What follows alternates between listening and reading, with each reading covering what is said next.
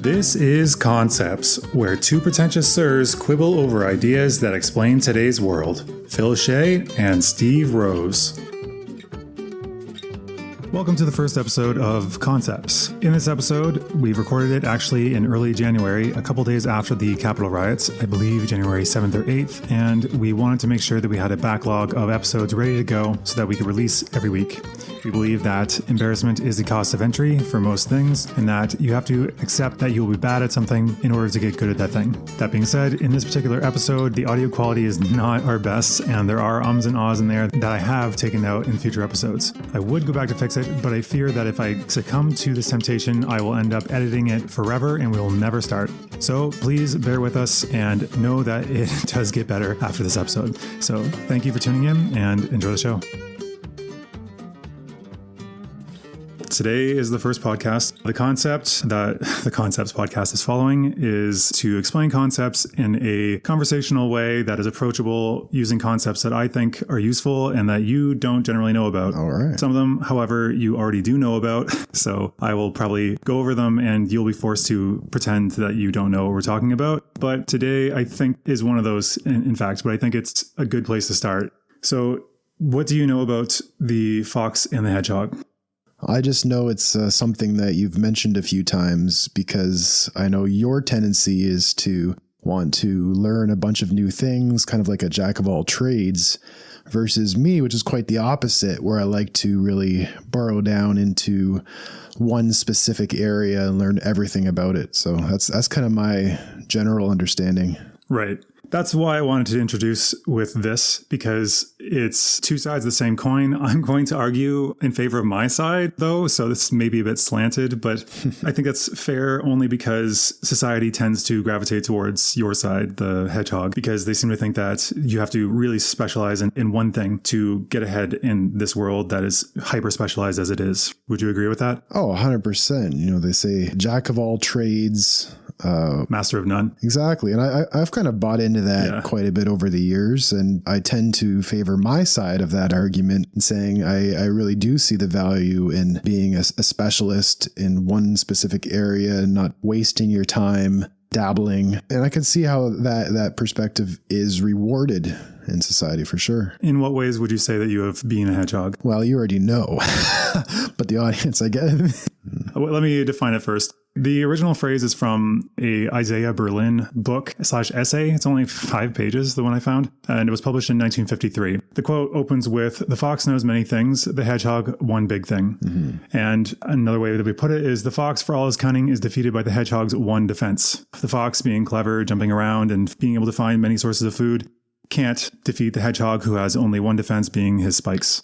It actually is based off of a fable, or there's a fable that mimics that, which is called The Fox and the Cat. The fox boasts that he has many tricks, and the cat confesses to only have one. This is from Wikipedia, by the way, and I will link these things in the show notes. But when the hunters arrive with the dogs, the cat quickly climbs a tree, and the fox thinks of many ways without actually acting and is caught by the hounds. Mm-hmm. Though, frankly, I'm not really convinced by this argument. Anyway, back to the question I had earlier. In what way would you say that you are a hedgehog? Well, first of all, getting a PhD in sociology. So anyone who does a PhD has to be a hedgehog in order to actually finish it, because you're spending at minimum 4 years studying the same topic. And if you don't have the tolerance for that, and you keep being distracted by new projects and new ideas and new discoveries that pop up, and you're like, oh, I want to focus on the new thing, then you'll never actually finish your research and write your dissertation and defend it because you're too distracted. So I think it's part of my nature as well, and why I was gravitating toward that. But I see the benefit of it because being a specialist is highly rewarded. If you're really good at something, people will pay you more than if you were just to be okay at something, because you're doing so many different things. And an example where I've really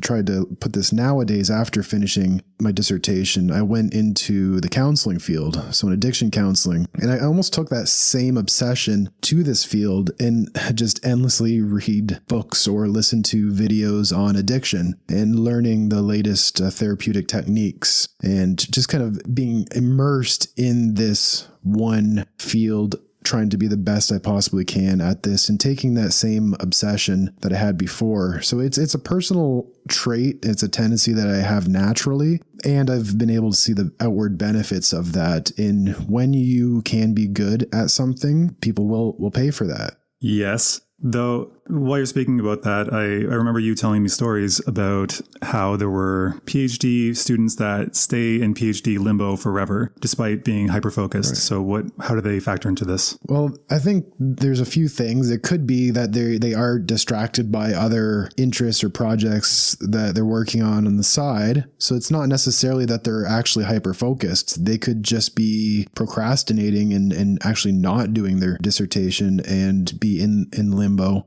Or there's a lot of different things like fears that play into that, imposter syndrome. So it's not necessarily that they're in limbo and hyper-focused, that they could be distracted, or it could be just fears preventing them from moving forward and actually defending the dissertation. Well, I do like that you brought up that point because I will come back to that. The first half, the fear one, less so, but I would argue they are still hyper-focused because they're not actually doing anything else. It's just stuff is stopping them from actually making progress, which I'll get to later. Yeah. The reason I'm opening this, like I said, is because it leads directly into the format of the show. You being a more focused specialist and me being more of a generalist. I guess I should probably explain my background. Yeah. I studied psychology for a bachelor's. All of university basically pushes you to continue on to get your master's or your PhD. And honestly, I wasn't sure that's what I wanted to do yet. And plus, I mean, I guess I was questioning the flow of things because up to that point, we had basically just been pushed through this education pipeline going through school forever. And the people that were promoting it were people that had never left academia. So I thought, well, I should probably try something else. However, I chose a terrible time to do that. And it was the height of the recession when I graduated in 2011, where I floundered for several years. And eventually, because of that floundering, I left to go to China.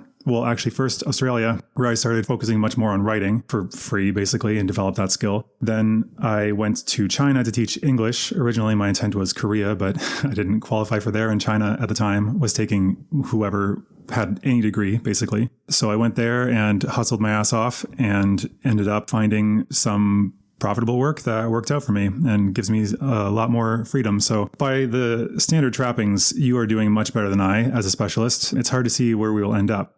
However, another caveat I would add on to that is compared to me, you are a hedgehog by far. By far. But compared to the spectrum, however, you are actually quite fox-like now that I think about it, because even listening to your story, you specialized for a bit until you became a PhD, but then sociology does not immediately lend to therapy. That's more of a psychology narrow field, right? Exactly. You want to tell me about your theses as you went along? My first one was fitness and looking at perceptions of what that means in society.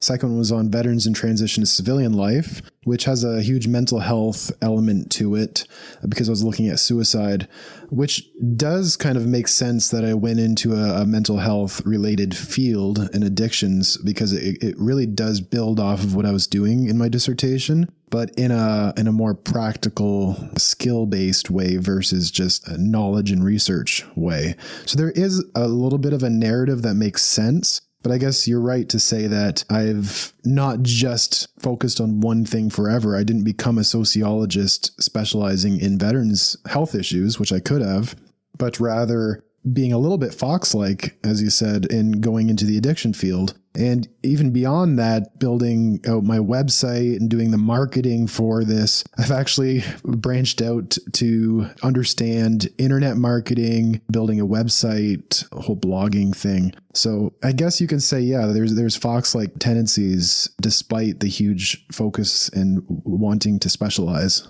Not to promote too much, but can you tell me specifically what your blog is on? Yeah, it's my personal brand. It's called steverosephd.com, if you want to check it out. It's more about my thoughts on mental health and addiction, as well as reflections on some social issues. It's a huge marketing piece for my counseling services, but also I do some affiliate marketing on there. It's a specialized topic, but the ability to build a website and do internet marketing, I guess you can say, is a fox-like tendency of having to learn a new skill. Right. Yeah, I would say that you're not on the extreme end of hedgehogs. You're not like the researcher who has no idea what's going on in the news and who just obsessively looks at one particular thing. Exactly. Right. I'll also note that I have 4 different sources that I want to pull from besides the source material before we're done here. And I know we've only got an hour, which after editing, it'll probably be shorter than that. But I would like to start with one of the more popular ones called The Hidden Brain by NPR. They have a dedicated episode to this, and I hated it. Really? Why? Yeah. So my friend recommended the podcast, and generally it's quite good, but it's like when you read a book and everything is interesting and seems to be on point, but then once they touch something that you're familiar with and have looked into and it's completely wrong from your understanding, it kind of calls into question the rest of it. The other podcast episodes, maybe I wasn't as familiar or maybe it was just higher quality, but this one certainly was lacking. While it technically is following the spirit of the original idea, the fox and the cat, it basically seems to think that foxes are wishy-washy and need to do pros and cons lists, and they won't do anything ever. And hedgehogs are regarded in business school as better leadership material. So they saw foxes as small picture and hedgehogs as big picture. However, it also made it seem like hedgehogs are more willing to take risks and foxes are not. What do you think about that? I completely disagree with that. Yeah. I mean, looking at the two of us, yeah. I'm way less or way more risk averse compared to you, who, just up and moved to China. Not too many people would be willing to take that kind of risk with all the unknowns. Right. And so I think that the problem I have with it is they told a story that fit their narrative. And I guess that's probably why, because it was an interesting story. I would check it out for the story because it's about a doctor who is very specialized. And I think one of the first what's the correct term? Gender reallocation surgeries. He was one of the first people to do that. And he went to Mexico and did some surgeries there that were questionable in the standard ethics. Basically, he just took a lot of risks and sometimes it worked out, sometimes it didn't. And so they follow that narrative, but I don't feel like it actually accurately follows the idea here. To me, it actually made me question their understanding of psychometry or psychometry, which is measuring personality traits and features of psychology. Because it seems to think that whether you're focused on one thing or focused on many things, that somehow incorporates in your tolerance for risk, or I guess whether you have charisma, because they actually overtly say that hedgehogs have charisma. But I know many specialists, and you see them on TV, that they focus so narrowly on their topic that they have no other skills. Like charisma is a skill in itself, right? So unless that is your one focus, you're not going to be that charismatic. It's huge in academia. You can see so many professors that are huge specialists. The most extreme of hedgehogs exist, I believe, in academia, and zero charisma. And that's the stereotype of just the boring, dry professor who speaks in this monotone and does this thing. And there's no charisma there and no kind of empathy for the audience. Most of the time, very little work put into the production value of that. So not taking the time to learn how to present things in an interesting narrative. If they have a website, you often see it as being just very, very bland and bad user experience. So my experience of hedgehogs is a little bit different than what you're painting there. Right. Same. So then I try to find another argument of defending hedgehogs because I put so much time and obviously I'm invested in arguing the case for foxes. So I found this post on Medium. It was entitled, "You don't need to be good at many things. You need to be great at one." And in which case, I found his argument still unconvincing, and maybe you can shore it up a bit. But he quotes a number of things. Like one, he quotes the superstar effect, which he talks about superstars like Tiger Woods or Michael Jordan, people in fields where their name stands out much more than everybody else, right? And he talked about how they single-mindedly focus on this one thing. Mm-hmm. But then he went on to say how Michael Jordan made much more money than he did in his basketball career doing licensing and doing business after the fact, after he became great, which he calls the superstar effect. I ended up looking it up, and the superstar effect has nothing to do with that. It was mentioned in a book called Quitters Never Win by Jennifer Brown, subtitle, The Adverse Incentive Effects of Competing with Superstars, in which she looks at games where Tiger Woods was playing and when Tiger Woods wasn't. These are in ranked tournaments. And it showed that actually when competing against Tiger Woods, contrary to what people believe, which is that you would perform better, she actually found that the competitors actually perform worse. The explanation provided is that competing can be costly. So if you really push yourself to try to compete with somebody that you don't have much of a chance of winning against, you might actually hurt yourself, and it's not a good idea. He also goes on to quote Cal Newport, who I know you're familiar with, who wrote the book. Love it. Yeah. This is from the book, So Good They Can't Ignore You.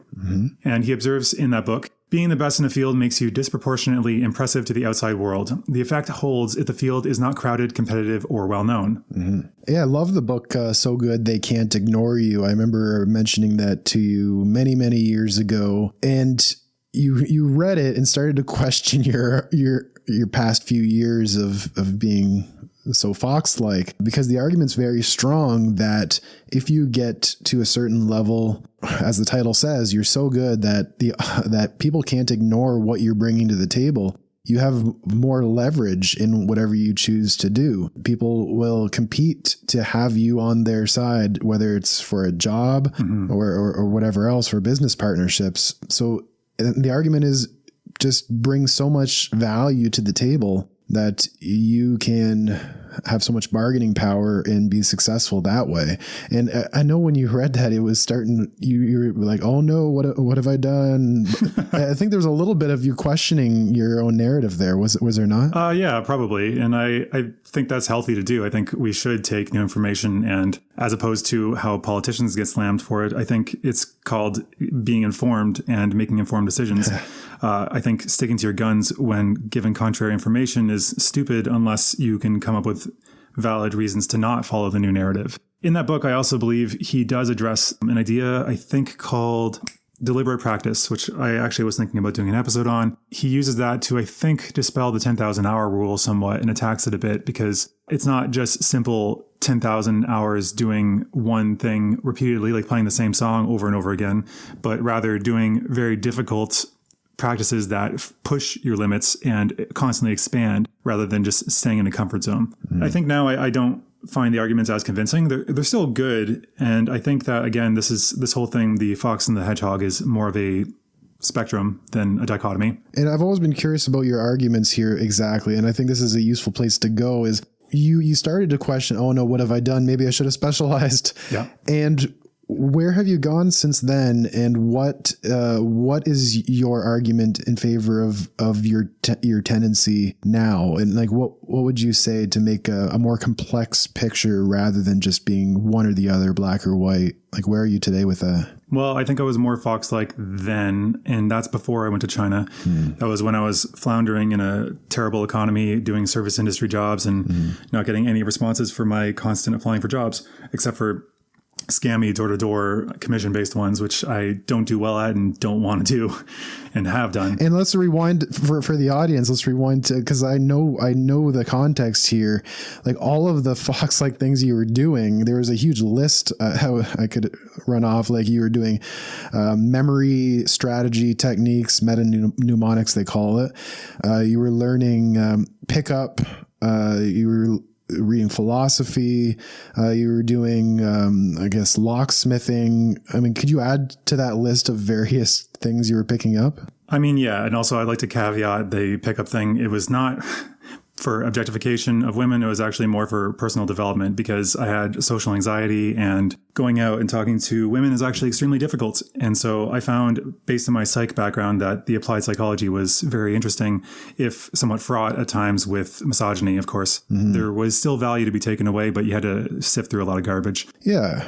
Yeah, it was like a men's personal development focus in terms of social anxiety. I would add. So there was a lot of focus on overcoming the social anxieties, but there's also these little skills that you were always kind of picking up and learning. And music, I guess, was another one. A little bit of cooking. I did pixel graphic design, like trying to do pixel art. I got a little bit of programming. I wrote an ebook for a friend's website at his request. There's a bunch of just random things that I ended up doing. I think some public speaking stuff, working out stuff, drawing. Right. I remember that now. The drawing thing, you got into a phase there. Yeah. Yeah. And I actually wrote a fable later because of this, actually criticizing the fox, the extreme fox, that is. which was I think it was called The Blind Man, which is about a man basically wandering around in this forest that he can't find his way out. And he comes up with this obviously terribly bad strategy of just going where there was clearly nothing. So if he would make some noise and clap, if there was any obstruction, it would bounce back. You can kind of hear it. And so he would find a path where there was nothing in his way, holding his hands out and clapping as he moved. And he kept doing that, hoping that he would find his way out. Yeah. Ultimately, he doesn't find his way out and he dies from exposure. As it turns out, his son finds him in the morning, curled up in a ball in the middle of a clearing in a ring of like really small forest that if he had just gone 100 feet in one single direction, he would have easily escaped this trap. But because he didn't, he was spinning his wheels and not getting anywhere. And that's kind of how I felt and how I see some people operate in my life. Yeah. And that's exactly it. So at the time I was looking at you from my perspective and thinking, is this what's going on? Like there's so many different things and skills you're learning, and every day it seemed like there was something new. And that list is bigger than you just shared. There's, obviously the music and instrument. Oh, yeah. There's definitely different more scales you were trying to practice. There's just so many different elements there. Oh, hypnosis, because I had my honor seminar was in hypnosis. So I was kind of learning more about that. Yeah. So my perspective was like, is this an unhelpful amount of different things? And it looks like you kind of came to that conclusion that maybe it was too much and maybe some kind of specialization would get me out of this forest clearing. I mean, frankly, I don't know I could have done any differently, just because at that time I was trying to find what would be the fastest route to being able to make a living and not struggle just to pay rent and constantly lose money. Because like I had debts from school and I had multiple service industry jobs, and none of them were very good, just sapping my energy. And that kind of trap where you go to work and you're just too tired to even do your hobbies, let alone skills when you get home. Like at that particular time that we're talking about, I would wake up at 5:30. I would have to drive, I think, an hour to a nearby town to work in a cafeteria for 8.5 hours where they wouldn't allow me to skip my break to get out of there earlier. And then I would drive home, I would work out, I would apply to 3 jobs a day, which was also exhausting because like upload your resume. Okay, now put in your entire resume. Then eat. And I think I would force myself to work on a skill for an hour, and then I would have maybe a half hour to an hour of leisure, depending on how much time I wasted transitioning between activities. So, I mean, I don't know what I could have done differently at that time. I don't regret it. And actually, looking back, it ended up helping me a lot. Had I just sat there and gotten stoned and watched TV, which was part of it, because I mean, like, that was pretty bleak. Yeah. If I had just done that exclusively, then I think I wouldn't have gotten anywhere. And I think having learned all these skills ended up coming back and helping me. And that's actually where I now value my fox-like traits, but I have focused a bit more on certain things like communication and I guess psychology, political science, business. Actually, that leads us to Scott Adams, who I'm sure you're familiar with his stuff. He's the artist and creator of Dilbert, among other things. He was kind of, some regard him as having gone off the deep end because he was praising Trump for his persuasiveness. But I would say that that's kind of confusing his admiration of Trump's singular skill, because he is very good at shaping public opinion and media manipulation. That's, I'd say, his primary skills. And so I think that he was praising that specific thing to the exclusion of everything else, because the rest of Trump is not admirable.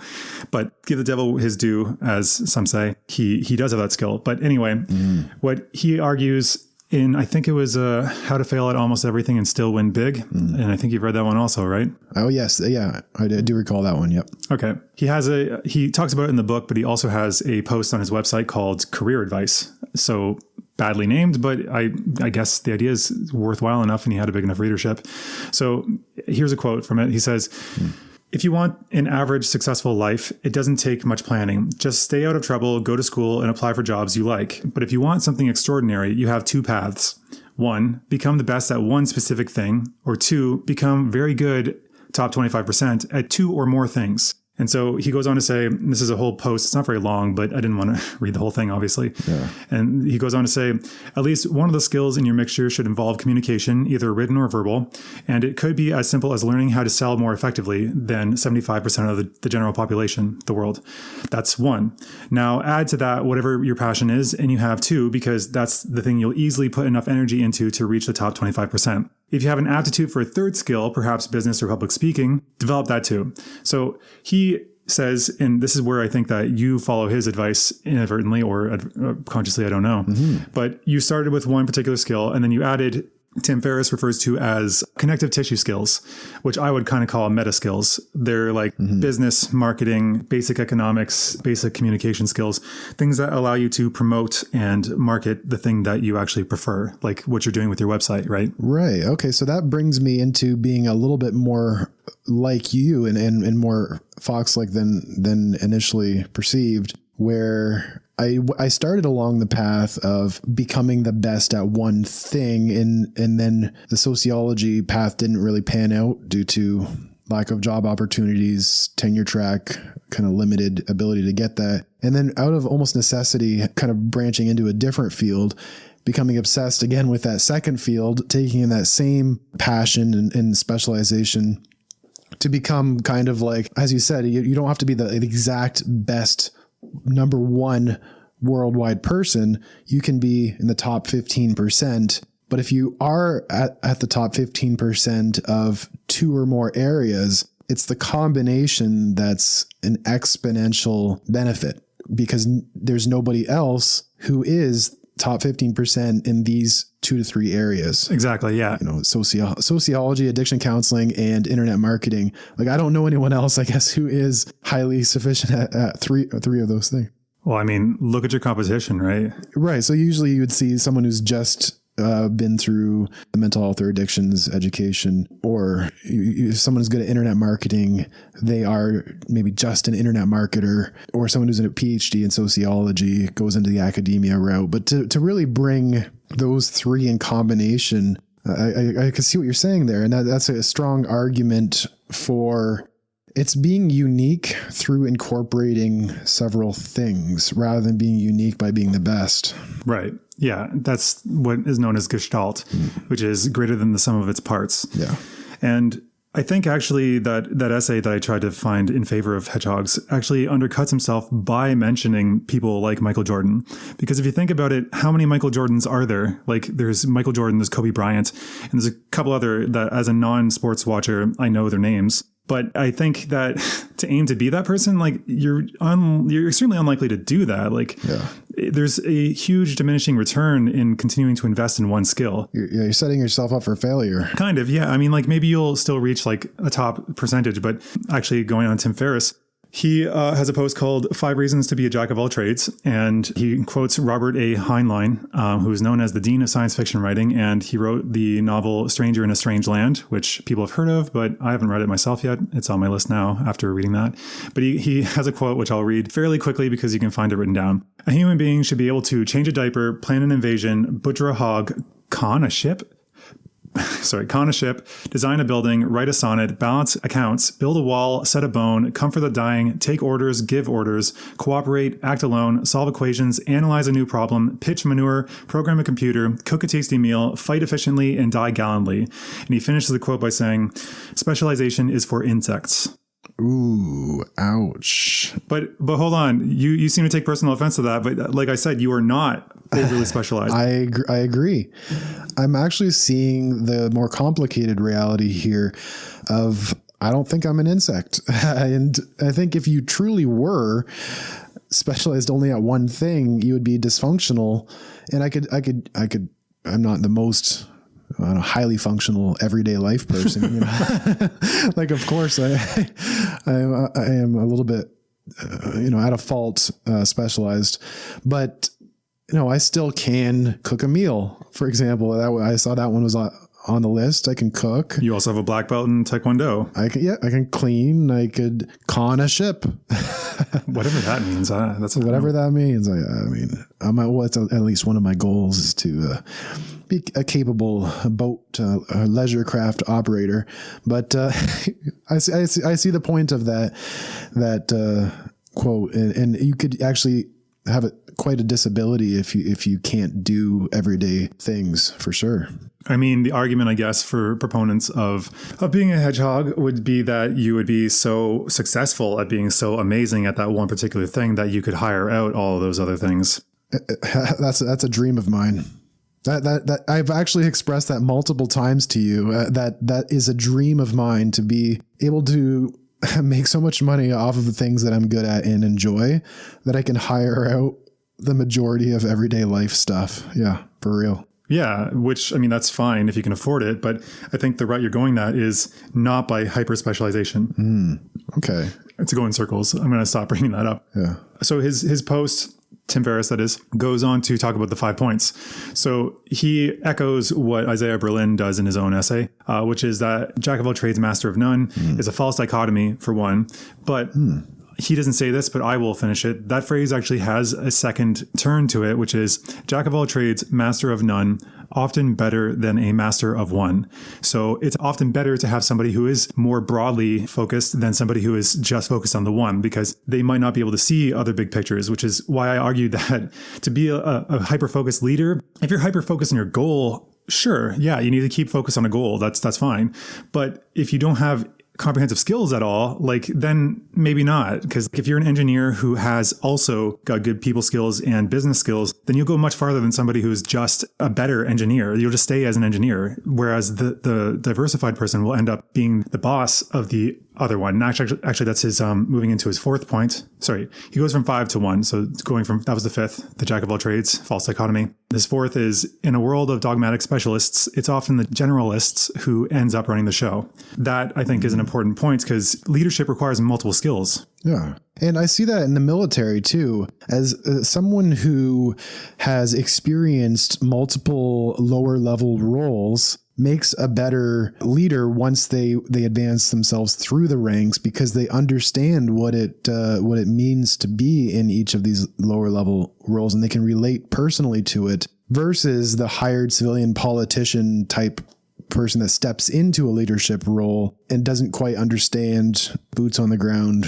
reality. And you see that huge in the military, where the seasoned leader is someone who's quite respected versus the politician who's not at all as nearly as respected. Yeah, I'm not overly familiar with this, but apparently there is actually a role called the military generalist, and they're, I think, as regarded as you were saying. That's why they call them a general. I mean, that's an actual ranking in the military. Oh, yeah, that makes sense then. I never put that together before. And that's why it's the highest ranking. Yeah.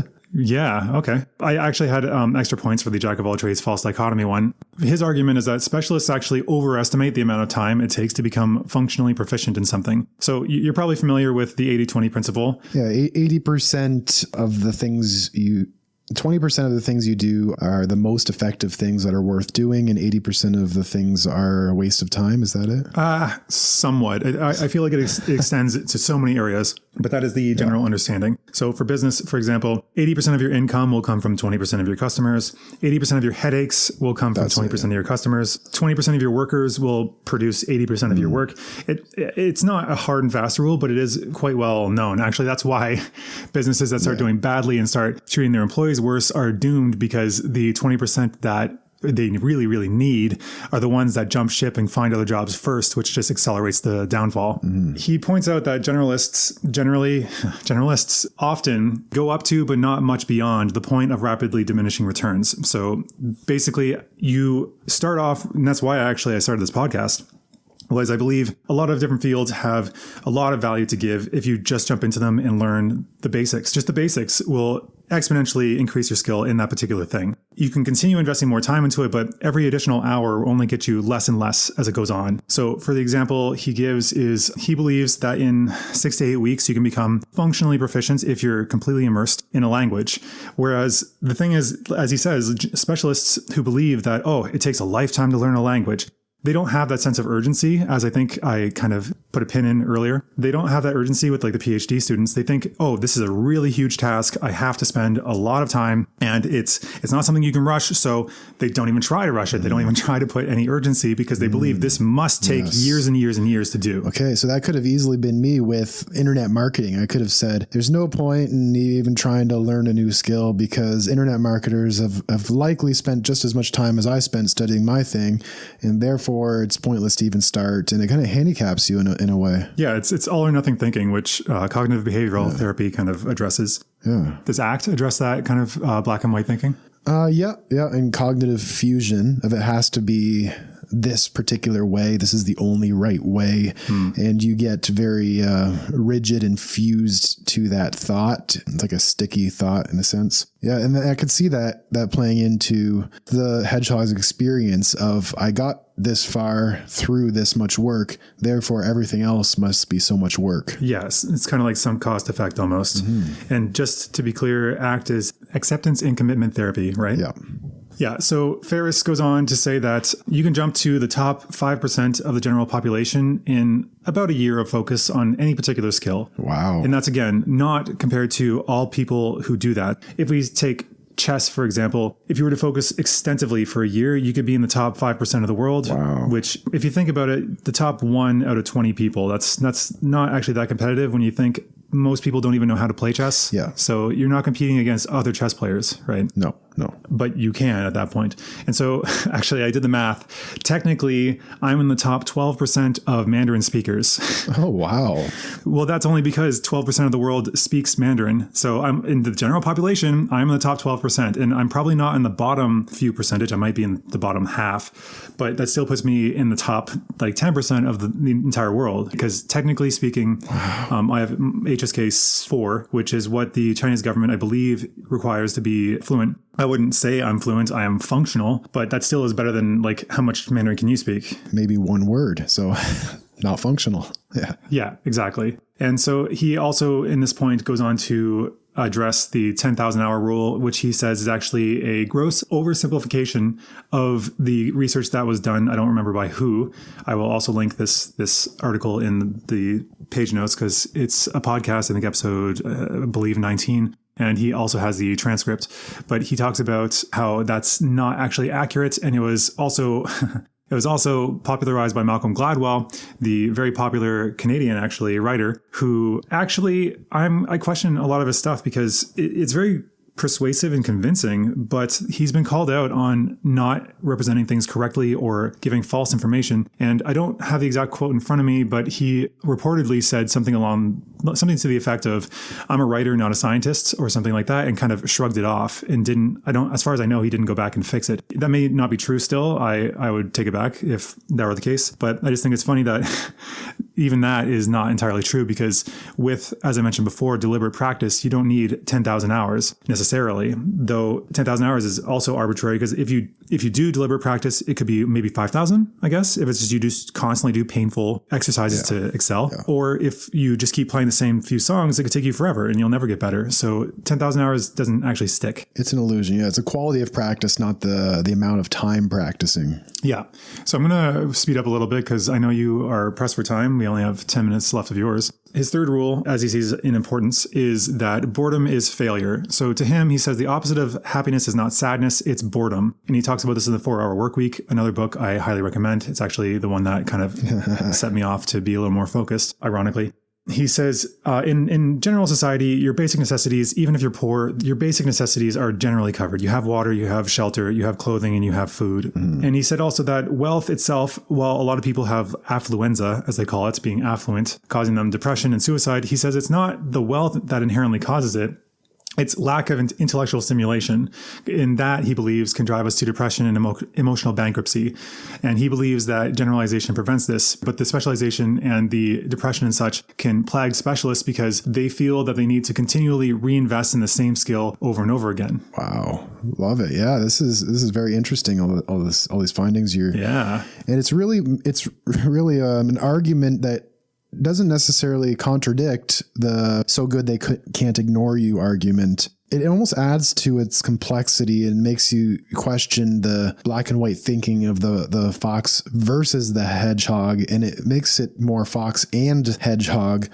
And I want to bring this back to your own experience because I felt a little guilty back then after sending you that book and then you actually agreeing with it and feeling somewhat bad about what you've been up to. I think some of that guilt is no longer there because it looks like you've moved past whipping yourself in a sense. Would you say? Well, I don't think you need to feel guilt about any of that because I think It made me think of two things. One, being millennials, and the graduation point we did graduate at was, I went to the workforce. It was particularly bad in terms of economy, especially for my degree, for one. And I stayed out of it through just continued education. Right. So that's what shielded me in a sense. And I think Louis C.K. pointed out that, maybe because of him being like a top performing person in a very low likelihood career, he says basically your 20s are meant to be struggling. Your 20s are not supposed to be daisies and roses. You generally do struggle and try to find yourself in those years. And it's just a part of life that you have to come into your own, at least whatever point in life you start going out as an adult. And also I think of the other thing was a blog called Slate Star Codex. He talks about how whatever message you keep getting repeatedly, you should consider flipping it on its head. So for instance, for me, it would be like diversify, get a bunch of skills, diversify. Although I wasn't hearing that at the time, frankly, but had I been hearing that, hearing the opposite side would have given me a more rounded perspective, ironically making me more Fox-like by seeing multiple sides. Yeah. But I think that was actually something that I needed to kind of round myself out a bit and to be better informed on my struggles. Yeah. And so I'm curious where you are today. You said you came to a place where you see the benefits in being Fox-like. And although back then it was hard to really see how learning all of these various skills, I know that the big list we had earlier, it was hard to see at the time where this would have been helpful. You're just kind of grasping just like something, maybe something will stick. And it was almost you're hugely intellectually curious. So that was part of it, but there's almost a desperation to just find something. I'm curious where you came to today, and how all of these various things have led to some benefits. I'm glad you asked, because that's leading right into his second point, Tim Ferriss, because again, there's two left. His second point is diversity of intellectual playgrounds breeds confidence, not fear. And I think that's kind of how it actually helped me by going out and exploring the world, seeing Australia, seeing and living in, so I was in Australia for 6 months, and I lived in China for 3.5 to 4 years roughly, and Thailand for a few months as well, been around a bunch of Asia. And in the past, actually, before I had left for Australia, I didn't have any aspirations to travel at all. In fact, it scared me, and that's partially why I pushed myself to do that. So I think by learning more and going out and actually experiencing more, that gave me confidence to tackle bigger problems and learn how to tackle bigger problems. So while right now I started getting into entrepreneurship and working on my own projects and figuring out how to do bigger projects, that's kind of what led us to this right now, actually. I think that all those skills ended up coming back in some form or another to help me at some point, like designing websites. The graphic design stuff kind of helped me with that, and same with programming. Writing, of course, helps with websites and I guess clarifying your thinking in general. I see writing as a meta skill because it not only helps you become a better writer, but a better thinker. You've probably experienced that. Oh, huge. And not only that, but you are actually a professional writer in addition to this, because you have your own editing business. Yeah. And I write children's stories. That's my primary income right now. Which I don't have actually any passion for. It's just actually, I kind of see it like a sitcom writer, because nothing can ever change.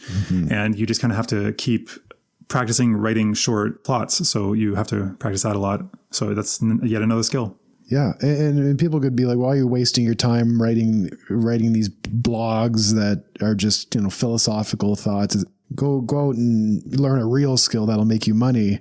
And it's ironically that this is the primary source of your current income is actually writing. I think as long as somebody's taking action on something that develops a skill, that you should encourage it and keep it going.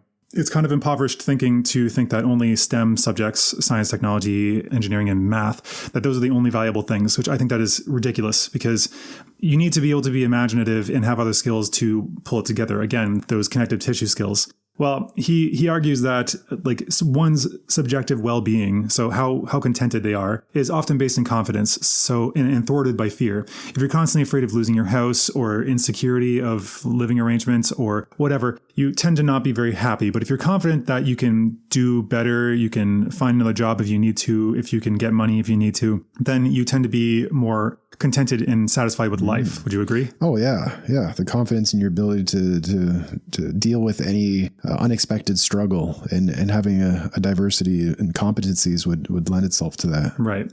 He also goes further, though, and he says that diversity of intellectual playgrounds, so just diversity of interest and skills, creates a greater empathy for the broadest range of human conditions and appreciation for the broadest range of human accomplishments. So you can understand better what somebody's life in a situation you've never been in might be like, because of your greater competencies in various areas.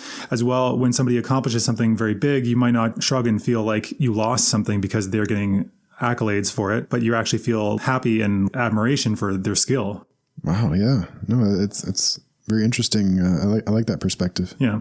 He also goes on to say, and this may be a jab at conservatives, but he doesn't explicitly say that. He says the opposite is often resulting in xenophobia and smugness by people who define themselves by their job title or a single skill. They often pursue incremental gains out of obligation, as I mentioned before, and not out of enjoyment. They may be more concerned with being right rather than getting results or to the truth when it's to do with their area of competency. In this area, if you were, say, a very extreme hedgehog, even if you knew that I was making good points, you would stubbornly refuse and say that's wrong, it's better to be specialized, blah, blah, blah, as maybe some listeners right now might be themselves responding. It's almost as if your whole identity is dependent on this particular thing that you are currently doing and have been doing. And you have to, it provokes a kind of rigidity in your perspective because everything depends on that one thing versus having a bit of diversity and Right. leading to a more flexible perspective. And think about that for men. A lot of the time, they define themselves by their careers and their skills. And aging is not good for them, man. That's why I think the suicide rate spikes for them after they retire. Oh, huge. Also, as their competency, as they age, the thing is, as you age, you lose certain skills, but in favor of other skills like wisdom and insight and experience, right? So it's not a good thing to hyper invest in one thing. Think about even the stock market, literal investing. If you invest in one stock, well, you're extremely vulnerable. Right, for sure. And that's a really nice metaphor for this, is investing in large index funds. The whole market would have to fail for you to lose your investment. Exactly. Versus investing in Google, which can go up and down. So what would ACT call this, or what would it have to say about this? This is, again, cognitive fusion versus cognitive diffusion. And it's being fused or kind of stuck to a rigid way of thinking about things, and having that dependent identity would be a highly fused identity and very rigid. Your whole situation is vulnerable. You're vulnerable to any fluctuation in the market. For example, if you lose your job and you have identified with that particular role and you haven't invested any education in anything else, you're highly vulnerable to that, versus the diversity lending itself to being less fused to a particular thing. And that's what resilience really is your ability to move forward despite unexpected challenges. Oh, I was going to say, or anti-fragility. I was just thinking of anti-fragile as well. I didn't want to expand it too much and have to explore a new concept, but that might be a concept for another time. It is actually one that I want to talk about another time. That's Nassim Taleb's idea. Nice. So the final point that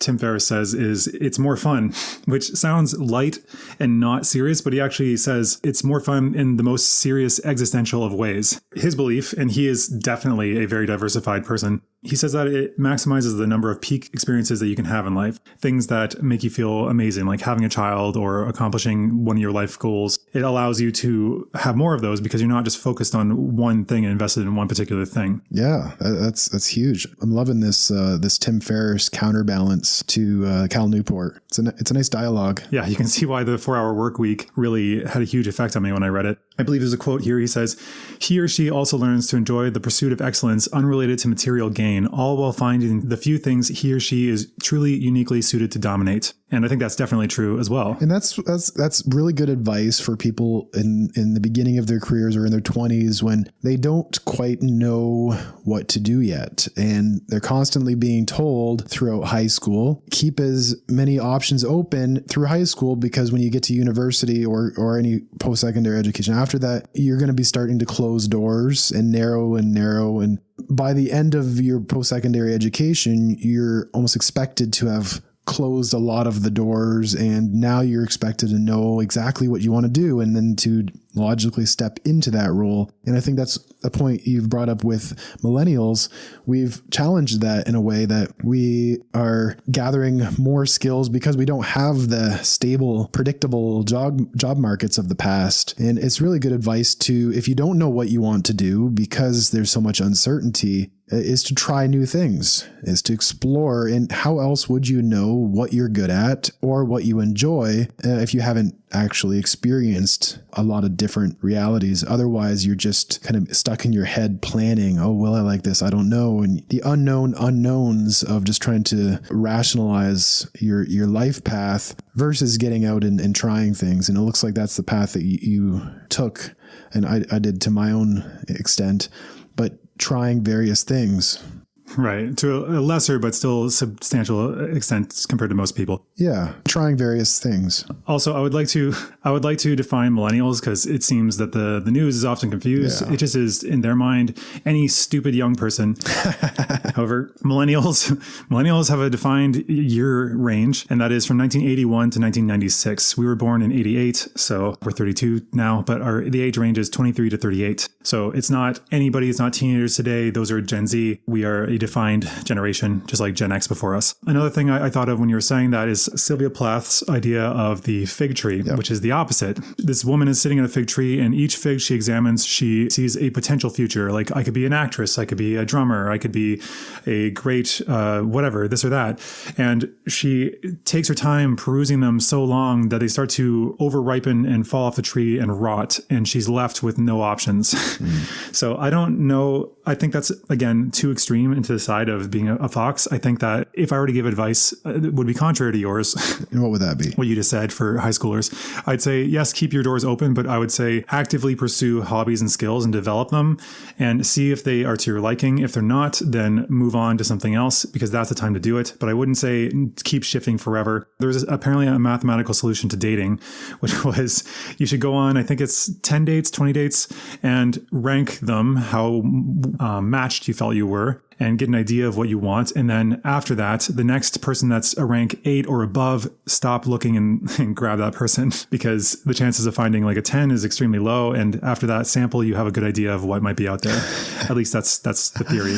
And I don't think our advice to high schoolers or people in early career are different. I think I said exactly what you just said, is try different things and to find out what you like. And when I mentioned closing doors, it was pretty much in context of we're expected to close doors. We feel pressure to do that every time you choose your degree or whatever college program you would like to take. You're closing a ton of doors, and the expected narrative is that okay, and now you are just going to be doing this. The advice that in high school, the reason I might have misinterpreted you was because in high school, the advice that I was constantly given was don't close any doors, keep doors open, don't burn any bridges. Yep. And then it changes in university. Nah, they didn't talk about it as much to me then. Like high school, they actually seem to care. And as they say, university professors don't care whether you show up or do what you need to do or not. Exactly. So yeah, the advice in high school is take the highest level classes so that when you get to the end of your high school career, you can choose whatever university program or university you want. And then from there, the advice kind of changes. It's like, okay, now you've chosen that degree.